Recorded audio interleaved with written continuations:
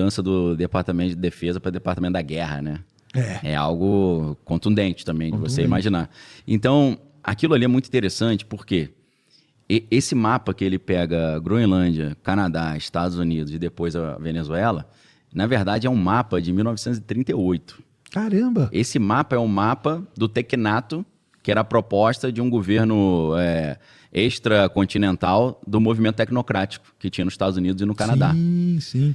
Que é o avô do Elon Musk, fazia parte, né? Exato, o avô materno que é o Joshua Norman Haldeman. Né? Isso. Então eles tinham essa ideia de criar um sistema de governo que não era mais uma democracia representativa, porque como era uma tecnocracia, era assim, os mais qualificados governam, né? Engenheiros, cientistas, e essa escolha de quem vai governar não passa pelo povo. Ou seja, é uma ditadura fantasiada técnica. De uma tecnologia, né? Uma proposta tecnológica. Ou resumindo, cala a boca, burro, e deixa que eu sei governar, né? Deixa que eu governo.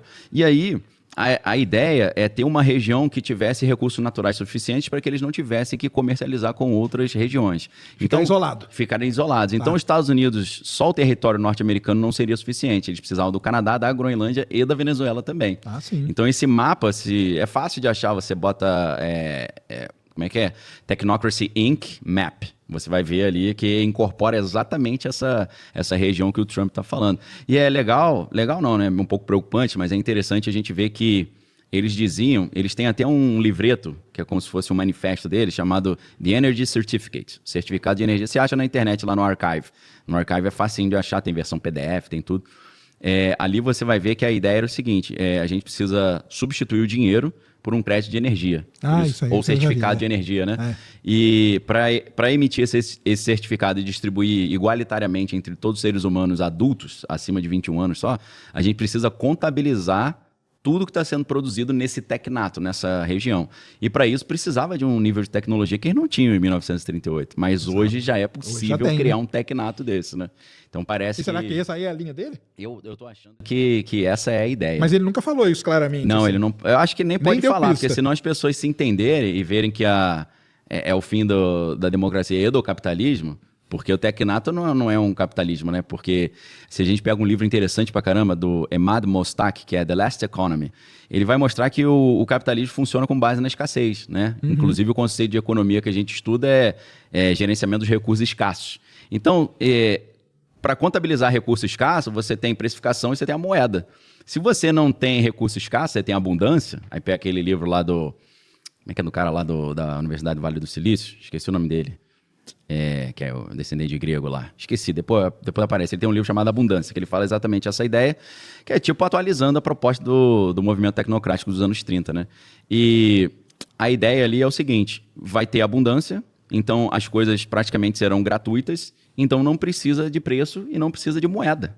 E o Elon Musk tem falado muito que o dinheiro vai se tornar obsoleto, né? Porque num cenário de abundância não tem necessidade de ter dinheiro. Será que ele quer seguir a linha do avô lá? Então, eu acho que ele que está encabeçando um pouco isso, né? Quando ele traz o Vale do Silício todo para apoiar o Donald Trump, eu acho que junto com o Peter Thiel, né, Mark Andreessen e o pessoal da PayPal Mafia, eu acho que essa é a agenda deles, né? Entendi. E o Vale do Silício está em peso ali com o Trump, eu acho que é exatamente essa ideia. Assim, se a gente pensar uma ilustração cinematográfica para isso, tem um filme curioso que é o Mountainhead, não sei se você chegou a assistir. Esse filme são os 4 grandes magnatas da tecnologia que se encontram numa casa de campo, lá na verdade na montanha, né? E eles decidem como eles vão controlar o mundo ali. E é curioso que um deles fala assim, ele é designado, né? Você vai controlar a Argentina. Olha só. Aí ele fala, eu vou botar uma marionete lá e vou controlar o cara à distância. É curioso porque uma das primeiras coisas que Javier Milei fez foi ao Vale do Silício conversar lá com o Sam Altman, né? Para implementar o WorldCoin lá, né? Isso é aquela renda básica universal. Então, o lance da renda básica lá, o Elon Musk fala disso várias vezes, né? Fala. Então, parece que esse é para esse caminho que tudo está se encaminhando. É pro tecnato, porque o tecnato é isso. Ninguém tem dinheiro e ninguém tem posse também. Não tem propriedade privada. A propriedade muito perto do quê? Do comunismo? Um comunismo tecnológico, né? Porque Marx era pró-tecnologia, né? Porque ele achava que a tecnologia ajudava a substituição do capitalismo, né? Que ele era determinista, então ele achava que naturalmente o capitalismo evoluiria para o socialismo e depois para o comunismo, que é a sociedade sem classe. Mas os comuns não tem que ficar bravo com o Elon Musk, não, é? Os comunistas? É claro que só se eles não aceitaram a versão tecnológica, né? Se eles são comunistas raiz, né? Entendi. Apesar de que, voltando, Marx era pró-tecnologia, porque ele achava que... Porque você vê, Marx ele decidiu fazer a primeira internacional socialista na Inglaterra. Por que na Inglaterra? Porque para ele a Inglaterra era o capitalismo mais avançado daquela época, e como o capitalismo mais avançado era o que estava mais próximo de desembocar na Revolução Socialista. Na Revolução... De romper ali, né? Quanto mais avançado o capitalismo, mais a técnica está avançada, mais a indústria está avançada, mais fácil de ser desencadeada essa transição, né? Entendi. Então, acho que a galera tinha que achar legal, né? E o Musk sempre foi democrata, né? Ele se diz meio centro hoje, né? E ele fala, eu continuo sendo de esquerda. É porque hoje o conceito de esquerda tá tão distante que o cara, pra me enxergar, tem que usar a luneta, né? Mas eu sou esquerda ainda, você que é extrema esquerda. Você é extrema, exatamente. Então, eu acho que tá indo pra essa linha. E quem entender isso vai conseguir sobreviver a essas mudanças, porque parece que vai chegar um momento que você não vai conseguir mais acumular patrimônio. Vamos. O paradoxo de Jevons é o seguinte, se a energia, por exemplo, fica muito barata, todo mundo vai usar energia adoidado, né? Você vai ligar o ar, vai deixar o ar ligado o dia inteiro, chuveiro elétrico ligado o dia inteiro. Isso vai gerar, apesar de ser gratuito, vai gerar uma obrigação, uma necessidade de aumentar muito a produção, ou seja, a oferta. Você vai ter que ofertar muito. E aí você fica com uma oferta insustentável, que não tem meios para ofertar tanto se é gratuito. Então, o paradoxo de Jevons diz que precisa haver algum tipo de limitação a esse consumo para evitar essa oferta infinita. E aí a limitação é o crédito. Aí vem o crédito de energia. Aí tudo é contabilizado em energia. Ah, mas como assim? Você vai comprar um hambúrguer. Quanto de energia foi gasto? Para fazer aquele hambúrguer. Aí você tem que pegar o crédito mensal que você recebeu e usar para aquilo. Entregar para aquilo ali. Só que desde... Aí você vai criando uma diferença.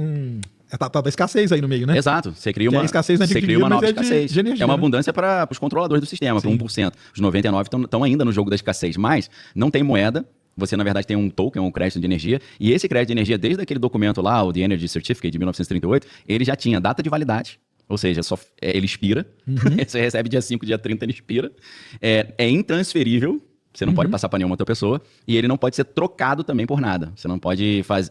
trocado no sentido de eu não posso trocar esse crédito por coisas que não estão dentro do leque de coisas possíveis para serem consumidas. Vamos supor, eu quero comprar arma, não pode. Eu quero fazer uma viagem de avião para não sei onde, não pode, porque você já gastou seu crédito de carbono também. Então tem certas... Aí entra o crédito social, né? Tudo isso junto. Então tem que saber isso, né? A gente olha o Elon Musk e fala, o cara é legal, joga videogame, né? É um dos maiores do mundo no Diablo, né? Pagou, né? Ele pagou pro cara lá, né? Pagou? Depois descobriram, não sabia dessa, não? Depois descobriram. Queimação de filme. Descobriram que ele pagou pro cara ir lá e jogar pra ele. Jogar com a senha dele. Que aí ele fazia umas perguntas pra ele, ele não sabia nem o que era o jogo e tudo. E passou uma vergonha disso aí, viu? Do Diablo lá. Eu não tinha visto essa não, cara. Passou uma vergonha. Vida. Eu tava pensando, quando é que alguém vai desmascarar isso? Porque o cara não tem tempo pra ficar jogando. Desmascararam ele, desmascararam. Meu Deus. Mas também tem problema, não, faz parte, né? Mas é o jogo, é isso aí, o jogo né? ganha o mais malandro, né? Mas uma coisa curiosa que gerou muita polêmica foi quando ele chama o Larry Ellison para explicar como essa tecnologia poderia ser aplicada. Aí ele fala que eles vão associar a inteligência artificial com biotecnologia para achar a cura do câncer, né? Para usar isso na área da saúde. Aí a galera já começa, isso aí tá me lembrando, Eu Sou a Lenda, lembra com o Will Smith? Sim. Eles estavam usando um vírus, acho que não lembro qual vírus que era, da catapora, para tentar criar um vírus que comesse as células cancerígenas e transformou o mundo inteiro em zumbi, né? Quer dizer, os que sobreviveram, né? 90% da população morreu, os que sobreviveram viraram zumbis. Os caras, esse negócio de inteligência artificial para tentar achar a cura do câncer, a gente já conhece histórias que terminam meio mal. Começou a galera ficou desesperada, né? Mas o Jensen Huang, lá da... Como é que é? NVIDIA? NVIDIA, né? Cada um fala NVIDIA, NVIDIA, né? Em inglês eles falam NVIDIA, né? NVIDIA, E ele toda hora vem na mídia e fala assim, olha, a China tá melhor, tá na nossa frente, eles vão ganhar. Por que ele faz isso? Para justificar mais bilhões no bolso dele, claro. Toda hora. E aí, cara, o que acontece? Vem o DeepSeek, né? Caramba! Aí as ações da OpenAI caíram. Eles fizeram muito mais rápido, muito mais barato, com muito menos funcionário. Poxa, acabou com esse projeto aí. E aí, na verdade, o que gera? A galera fala, precisamos investir mais na nossa, então, inteligência artificial americana. Saiu um relatório agora, um dossiê recentemente, dizendo que a OpenAI passou vários dados para o DeepSeek para facilitar o crescimento do DeepSeek, para que, criando um bicho-papão novo chinês, eles justificassem mais grana para isso. Então é um joguinho também que né? Que se você não entende, você cai facinho, né? Claro. Você fala, meu Deus, os americanos... Então, agora, as ramificações do projeto Stargate estão trazendo... A xAI agora já virou a responsável por aplicar inteligência artificial em todo o sistema de defesa americano. Mesmo eles dizendo que Trump e Musk estavam brigados, né? O que pra mim ali foi meio... Depois eles voltaram. Deu pra ver que eles voltaram. Foi tranquilo, depois, né? Não, o Musk... este final de semana passado, o Musk estava em Mar-a-Lago pro casamento do Dennis Cavino, né? Então ele tá sempre lá em Mar-a-Lago. Ele tá direto, ele sempre conversa. Se o Trump não quisesse, eles não dariam um contrato desse pro Musk, né? Pra xAI. Então tá fluindo, que é uma maravilha. E uma coisa estranha foi que eles pegaram funcionários dessas grandes empresas e deram patentes de tenente-coronel pros caras. Um negócio que eu nunca... Você lembra dessa notícia? Lembro. Eles pegaram esses caras e deram patente militar para eles trabalharem dentro do sistema. Mas aí é o lance para liberar aqueles acessos de segurança, né? Sim, pro cara ter o clearance, né? Isso. Que é a credencial. Isso. E ajudar, né, os americanos nessa briga aí. É claro que a galera também nerd já fala, é assim que começa a Skynet, né? Você terceirizando pra inteligência artificial o controle da segurança, isso. Né? Então o projeto Stargate, até onde eu sei, ele tá sendo tocado aí bem, tá fluindo bem, né? Ele tinha um sonho de levar a humanidade para Marte. Isso. É o Werner von Braun. Era o sonho dele. Tanto que ele dizem que ele morre de desgosto quando a NASA escolhe ir para o ônibus espacial em vez de seguir o programa Apollo, que a sequência seria para Marte. Exato. Aí a NASA prende a gente fala que a gente ficou preso na órbita baixa da Terra, isso. e ele meio que morre de esgoto, que ele se achou traído pelo governo americano. Entendi. Depois de tudo que ele entregou pro governo americano chegar na Lua e tal, os caras não quiseram, porque ele fica amigo ele fica muito amigo do Walt Disney. Porque o sonho do Walt Disney era ir pra Marte também. Né? Os dois estavam juntos nessa missão. Esses caras tinham todos esses sonhos aí. Já tinha o plano, com certeza. Então, nesse livro, é um livro de ficção, mas eu não li o livro, né? Mas dizem que no livro tem várias dicas de como poderia ser feito isso, até em termos técnicos. Ele dá algumas dicas técnicas. Eu já li voltar desse livro aí. Tem então, tudo. E nessa ficção, o cara que é o líder da colônia humana em Marte chama Elon. É isso mesmo. Aí você fala, depois de 40 anos vem um cara falando que a missão de vida dele, quem leu a biografia do, do Walter Isaacson, da vida dele a missão ir pra Marte, né? de ser o cara que vai fazer isso. Só que aí você pega uma entrevista com o pai do Elon Musk, que é o Elon Musk, e ele diz que ele gostava muito desse tipo de conteúdo, ele leu Project Mars, inclusive que ele fala que na África do Sul, os africanos lá, os descendentes de europeus, era tudo meio gostava do Adolfinho Bigode, né? Eles eram partidários. Então eles liam esses materiais, né? E ele falou que sempre gostou de engenharia e aviação, e ele queria colocar já o nome Elon. Só que aí ele falou que o Elon Musk tem um tio, que o nome do meio é Elon. Então ele ele brincou, né? Aí a May Musk, que é a mãe, ou May Haldeman, né, que era o nome dela, ela aceitou. Vamos fazer uma homenagem pro tio. Ele não é legal que é o personagem do livro. Aí ele justificou, né? Só que até convenceu o garoto, essa é a sua missão também, né? Ele entrou, ele assumiu essa missão como a missão de vida dele. Criança, né? Isso parece que foi uma profecia autorrealizada, né? É engraçado, né? Que a gente vê essas coisas meio que vão ser... Coincidência. A maior coincidência pra mim, vou contar rápido se você quiser depois de mudar de assunto.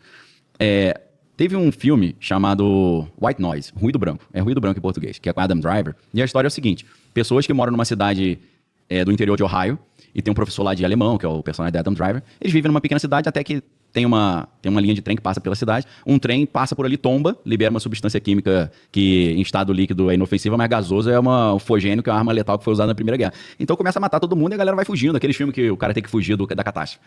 E aí esse filme foi lançado, a primeira exibição pública foi acho que em agosto de 2022. E aí o filme foi lançado em novembro na Netflix, novembro de 2022, e em fevereiro de 2023, nessa cidade onde eles filmaram, tombou o trem e aconteceu a mesma coisa. Aí você descobre que o autor desse livro, que é o Don DeLillo, ele é um cara conhecido por ter previsto inteligência artificial, perigo islâmico, 11 de setembro. O filme aconteceu 6 meses antes, mas o livro é de 1985. Aí são histórias estranhas, cara. Eu não sei como é que se explica um negócio desse. Explica? Tem explicação? Vamos derrubar o trem igualzinho no filme. Acho que, né? Não dá, né? A chance matemática, acho, de acontecer é pequena, né? Às vezes, eles... Pela pressão, muitas vezes eles falam de um negócio chamado hangout limitado, né? Hangout limitado é quando eles soltam um pedaço do conteúdo para ver se já satisfaz, né? Entendi. Inclusive o nome do site dessa jornalista investigativa que eu citei lá, da matéria The Military Origins of Facebook, né? As origens militares do Facebook. O nome do site dela, jornalismo investigativo, em vez de ser Limited Hangout, é Unlimited Hangout. Sim. Aqui a gente libera tudo, aqui é inteiro. E eu acho que não colou muito quando eles fizeram essa liberação menor. Apesar de que foi uma liberação já que deu polêmica, porque, por exemplo, um dos grandes apoiadores tradicionais do Trump é o Steve Bannon.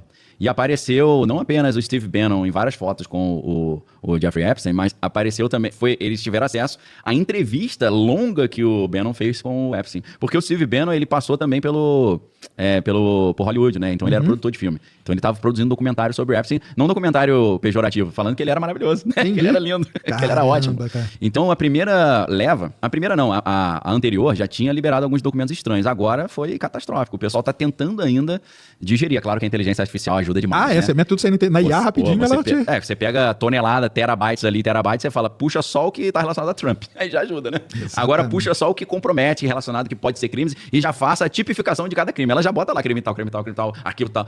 Facilita pra caramba, né? Do que você chegou a ver, o que mais te assustou aí nessa aí? Então, essa questão do Trump, isso vai até contra algo que o Alex Jones, que também apoia o Trump, sim. O Alex Jones falou, o Trump pode ser o que ele for, ele sempre fala isso, mas ele não gosta de mexer com pessoas menores de idade.